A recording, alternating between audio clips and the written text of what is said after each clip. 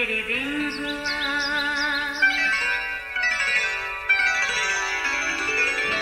نیا پھر دن ہوا، پرانی رات کا کرے سو شکر ہم خدا کی ذات کا، خدا کی ذات کا نیا پھر دن ہوا۔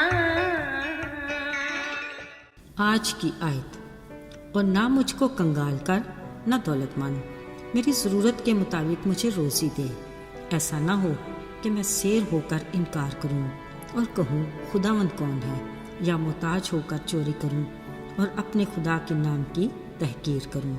امثال 30 باب 8ویں اور 9ویں آیت۔ عزیزو، ایک دفعہ کا ذکر ہے کہ عدالت نے ایک خطرناک ڈاکو کو پھانسی کی سزا سنائی۔ مجرم سے پوچھا گیا، ہاں بتاؤ تمہاری آخری خواہش کیا ہے؟ بولا، مجھے میری ماں سے تنہائی میں کچھ دیر ملنے کا موقع دیا جائے۔ اس کی ماں کو بلایا گیا اور انہیں ایک کمرے میں بٹھایا گیا۔ کچھ دیر کے بعد ماں کی دلخراش چیخوں سے سارا ماحول لرز گیا۔ ہوا یہ کہ بات کرتے کرتے اس نے ماں کی کان کو بری طرح کاٹ کھایا۔ پوچھا گیا، اس نے ایسا کیوں کیا؟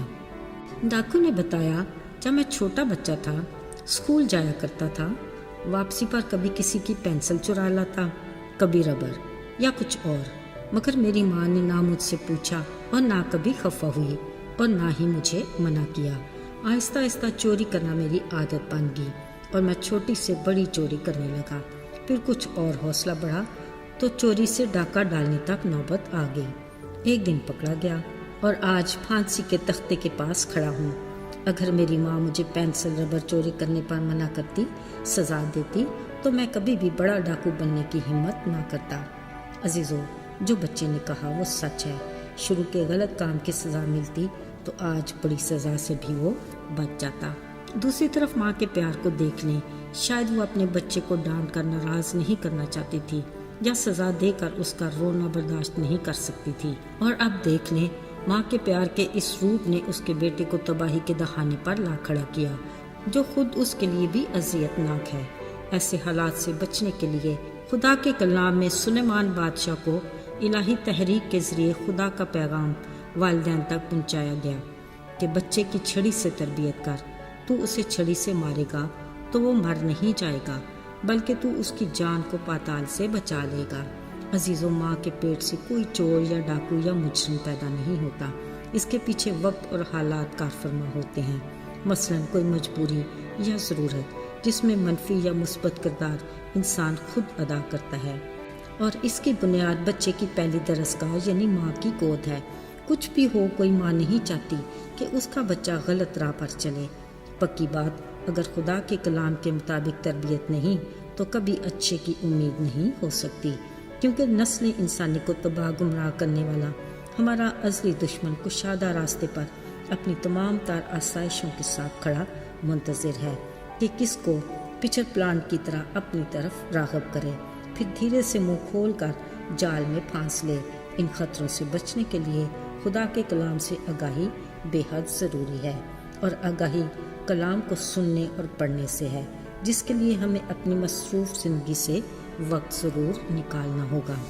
عزیزو، یہ بات تو سمجھ میں آتی ہے کہ چوری کرنے والا اپنی ضرورت کے لیے ایسا کرنے پر مجبور ہو جاتا ہے، جو شاید کچھ % ہمدردی کا مستحق ہو۔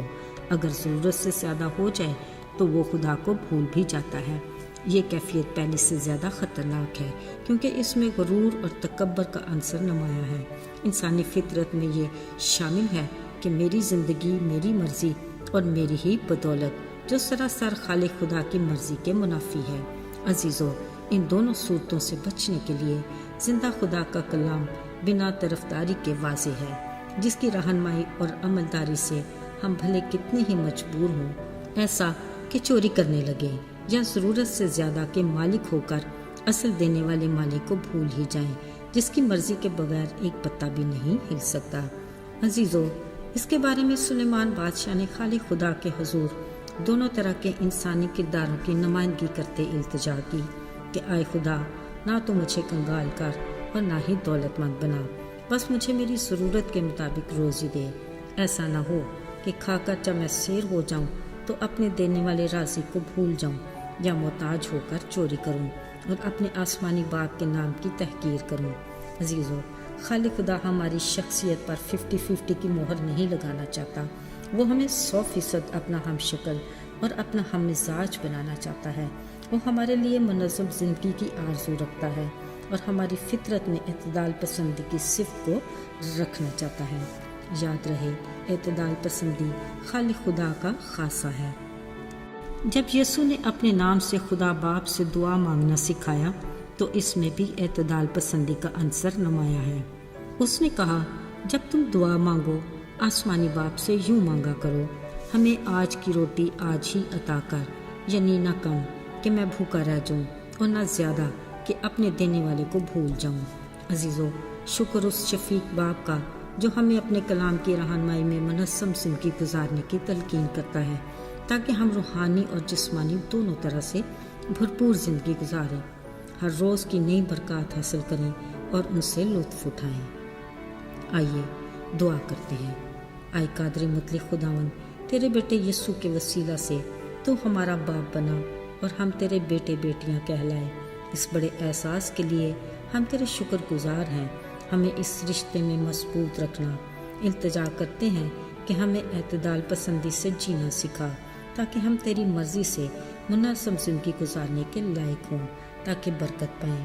یسوع کے جلالی اور بابرکت نام میں آمین۔